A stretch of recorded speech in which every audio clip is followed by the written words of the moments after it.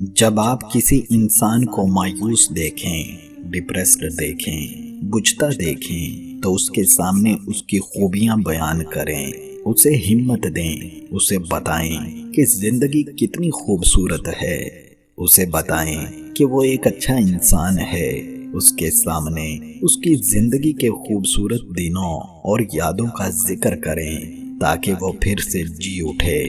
جیسے ہی اس کا mind change ہوگا، اس میں پازیٹیوٹی آئے گی اور اسے ایک نئی امید اور حوصلہ ملے گا۔ خوش رہیں اور خوشیاں بانٹتے رہیں۔ اپنا مفاد ہو تو لوگ تمہیں اپنا محبوب و دلدار کہتے ہیں، بعد مطلب کے وہی سب تمہیں جھوٹا اور غدار کہتے ہیں۔ کوئی خوف نہیں آج کسی کو، نہ قبر اور نہ ہی حشر کا۔ بات دنیا کی ہو تو ہم رات کو دن اور دن کو رات کہتے ہیں۔ جس کو دیکھ لو وہی دنیا کی متاع کا متلاشی ہے یہاں۔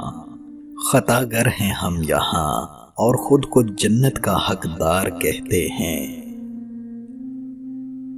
نیکی کو چھوٹا مت سمجھو، کسی کو کچھ دینا ہی ہدیہ نہیں ہوتا، بلکہ کسی پر غصہ آ جائے تو اس کا اظہار نہ کرنا، اور کسی کے راز معلوم ہو تو اس کو چھپانا۔ کسی کی عزت کو تار تار کرنے سے اپنی زبان کو بچانا بھی ہدیہ ہے۔ ایک لڑکی کی زندگی میں 4 وقت ایسے آتے ہیں جب وہ کچھ بھی مانگے تو قبول ہوتا ہے۔ نمبر 1، جب اس کا نکاح ہو رہا ہو۔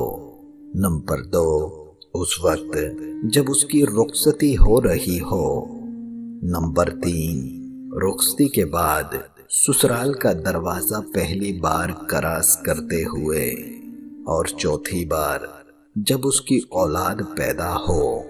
ان میں کسی بھی موقع پر رونے کی بجائے دعا کریں کہ اللہ میرا نصیب اچھا کرے، مجھے میرے شوہر کی محبت دے، مجھے نیک صحت مند لمبی عمر والی اولاد دے، مجھے میرے سسرال میں ہمیشہ خوش رکھے اور مجھے سب کو خوش رکھنے کی توفیق دے۔